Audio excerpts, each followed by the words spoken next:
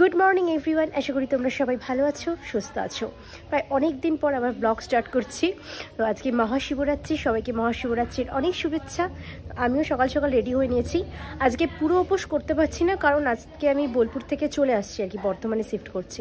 College same থাকছে, actually বোলপুরে থাকছি না, বর্ধমানে থাকবো, সেজন্য আমাকে যেতে হবে ওখানে, সেজন্য পুরো উপোস করতে পারছি না। সকাল সকাল সেজে নিয়েছি, শিবের মাথায় জল ঢালবো, তারপর বেরোবো। তো চলো জলটা ঢেলে নিই, তারপর আবার বাবা বোলপুর চলে গেছে, আমি বর্ধমান যাবো একবারে শিফট করতে। তো আবার নতুন জায়গায় নতুনভাবে শুরু করব, তোমাদের সবাইকে দেখাবো কি কি হচ্ছে। প্রত্যেকবারই বাইরে কোথাও না কোথাও জল ঢালতে যাই কোনো মন্দিরে, কিন্তু এবার সেটা সম্ভব হচ্ছে না, সেজন্য এই যে আমার বাড়িরই শিব আছেন, তো এখানেই আমি জল ঢালবো। জল ঢেলে তারপর বর্ধমানের উদ্দেশ্যে বেরোবো। তো এইদিকে মোটামুটি যোগা স্টার্ট করে দিয়েছি। দাদা মালা আর মিষ্টি আনতে গেছে, নিয়ে আসবো।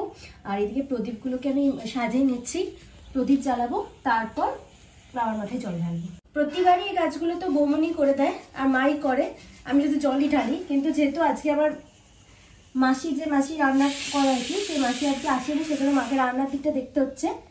আর বৌমনি তো ছুতে পাবে না, যেহেতু আতুর এখনো মানে গঙ্গা স্নান করা হয়নি, সেই জন্য আমি সব করছি। তো করিনি, তারপর তোমাদের সাথে আমার কথা হচ্ছে। এইসব সাজিয়ে নিলাম, প্রদীপ সব নিলাম, ফল টল কেটে নিলাম, দাদা ফুলের মালা এনে দিল। এবার জলটা ঢেলে নেব, তারপর আবার তোমাদের সাথে দেখা হচ্ছে।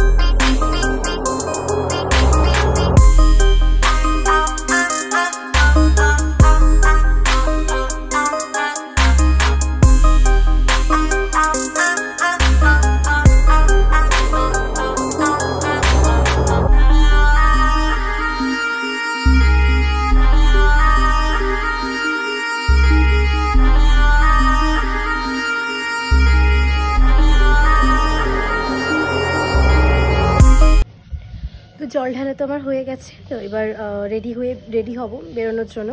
আজকের ব্লগে এইটুকুই থাকছে। নেক্সট ব্লগ আমার বোলপুর থেকে বর্ধমান শিফট হওয়ার ব্লগ নেক্সট ব্লগে। Tata, always stay safe, stay blessed.